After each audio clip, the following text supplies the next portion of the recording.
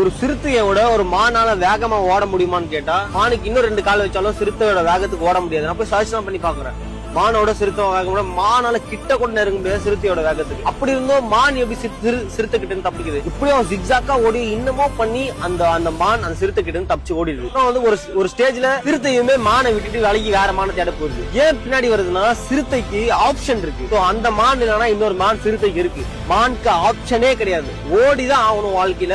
நான் என்ன சொல்ல வரேன்னா நம்ம லைஃப் அந்த மாதிரிதான், நமக்கு ஆப்ஷனே இல்ல. தனியா பிசினஸ் ஸ்டார்ட் பண்ணிட்டீங்க அப்படின்னா முடிச்சு, நீங்க உழைச்சுதான் ஆகணும். உங்களுக்கு தனி ரூட் போட்டுதான் ஆகணும், தூக்கத்தை இழந்துதான் ஆகணும், எல்லாத்தையுமே இழக்கணும்.